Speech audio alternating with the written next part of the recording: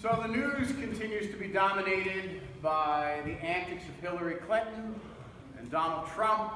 And on top of it, this past week, we added the tragic circumstances surrounding former NBA star Lamar Odom and his overdose out there in Nevada. Hillary Clinton continues to move around with this sense of entitlement that she's long awaited for the most powerful office, the greatest position in the world, to be President of the United States. Donald Trump continues with great hubris and arrogance to just run roughshod over anyone and everyone in his way. And the circumstances around Lamar Odom are indeed sad, as he went on this sin-filled, self-destructive bender. And now we've got the media hound Kardashians right there by his side.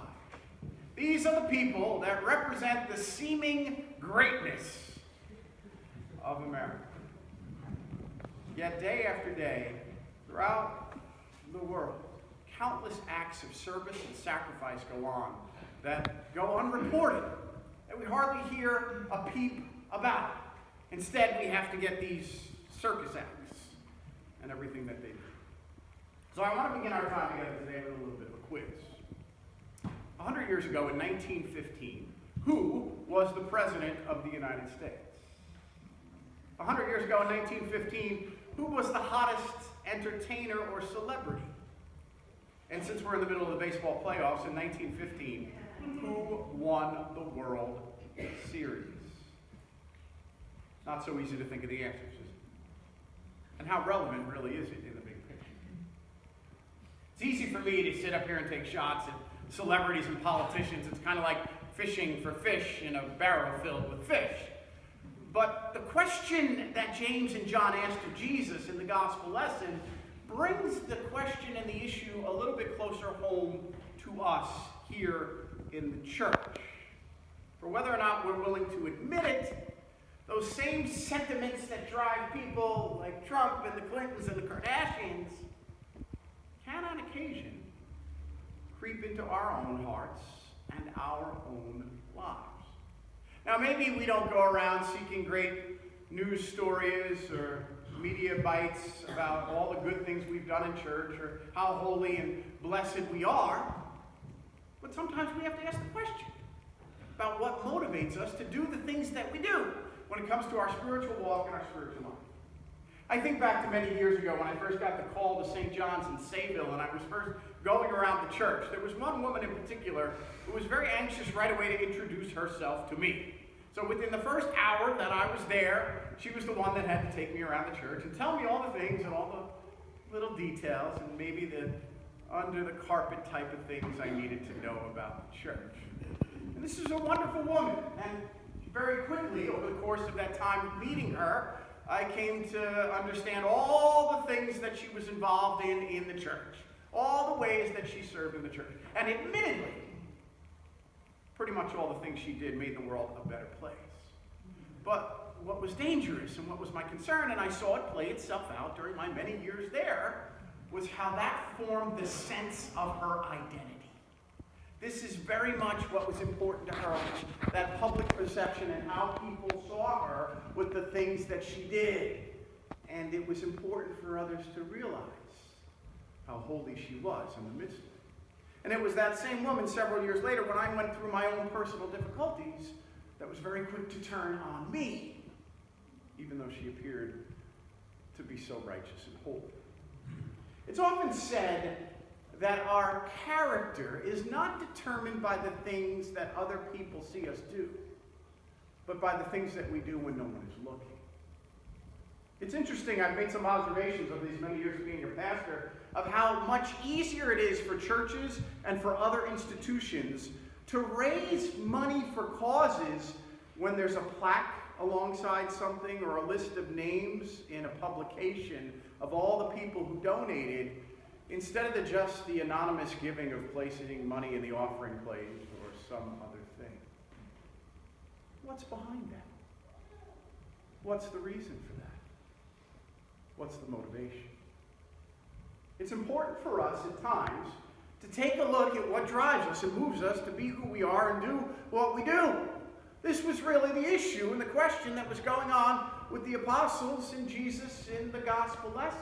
As a matter of fact, Jesus had just finished telling the apostles in the passage prior to this that he was going to suffer and die for the sins of the world. And this was not the first time he told them. But the response of James and John is basically like them saying this: "Oh, well, that's too bad. Do you mind if we get the house and the car after you're gone because we're so special to you?" That's really what they were basically saying, presenting.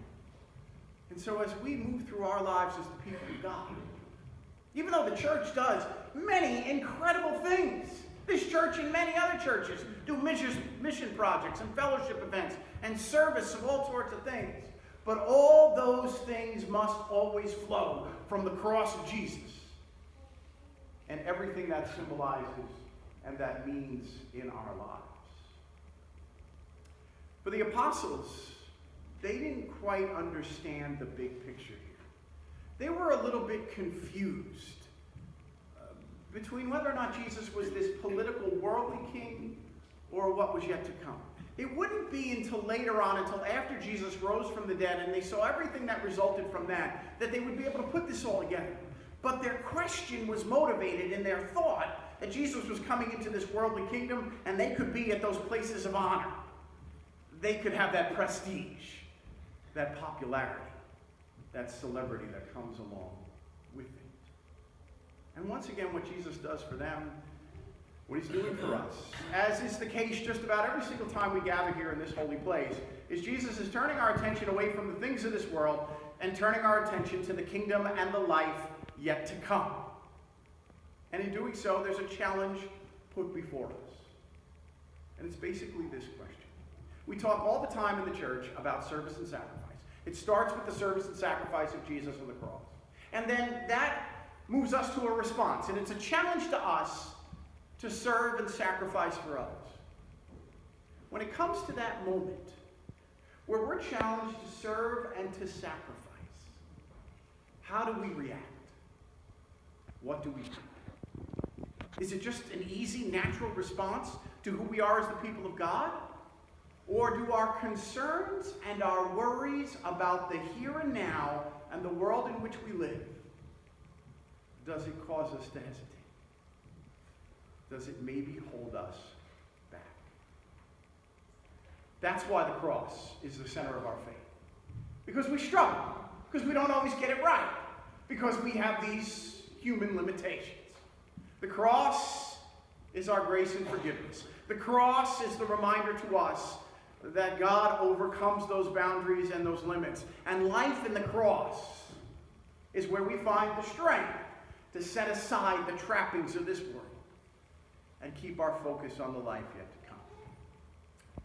So 100 years ago, in 1915, Woodrow Wilson was the President of the United States. I think some of you probably got that right. All right? The hottest entertainer at the time was this vaudeville actress who was known as the Ragtime Singer. And sadly, in 1915, it was the Boston Red Sox who won the World Series.